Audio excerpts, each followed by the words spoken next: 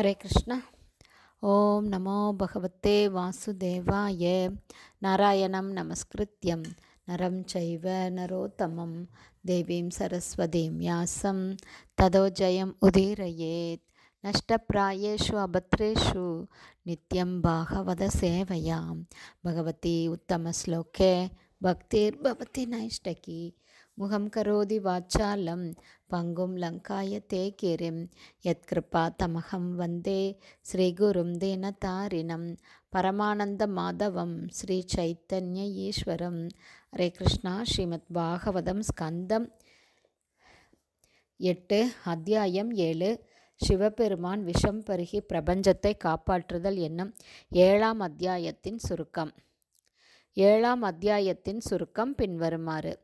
இந்த அத்தியாயத்தில் விவரிக்கப்பட்டுள்ளது போல ஒரு ஆமை, அதாவது கூர்ம அவதாரமாக தோன்றும் பரமபுருஷ பகவான் கிருஷ்ணர் மந்தார மலையை தமது முதுகின் மேல் தூக்கிக் கொள்வதற்காக கடலுக்கடியில் நீந்தி சென்றார். கடலை கடைந்த போது முதலாவதாக காலகூட விஷம் உற்பத்தியானது. இந்த காலகூட விஷத்தை கண்டு அனைவருமே மிகவும் அஞ்சினார்கள்.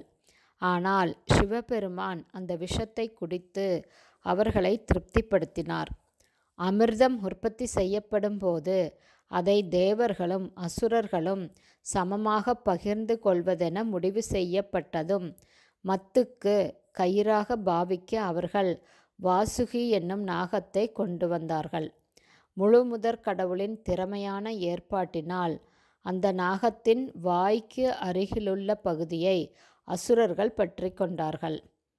ஆனால் தேவர்கள் அந்த மிகப்பெரிய பாம்பின் வாலை பிடித்து கொண்டார்கள். அதன் பிறகு பெரும் முயற்சியுடன் அந்த வாசுகி நாகத்தை அவர்கள் இரு திசைகளிலும் இழுக்கத் துவங்கினார்கள்.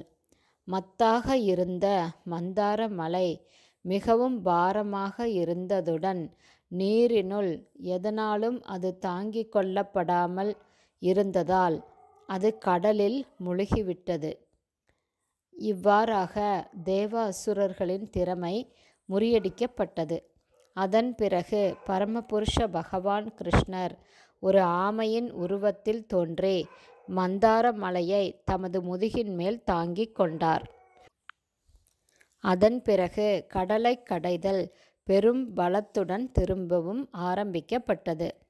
கடலை கடைந்ததன் பலனாக மிக பெரும் அளவு கொண்ட காலகூட விஷம் உற்பத்தி செய்யப்பட்டது.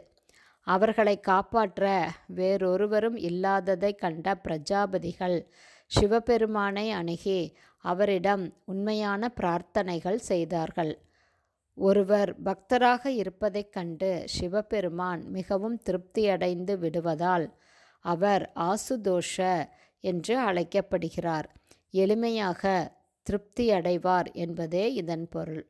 ஆகவே கடலை கடைந்ததனால் உற்பத்தியான விஷம் முழுவதையும் பருகிவிடுவதற்கு அவர் எளிதில் சம்மதித்து விட்டார்.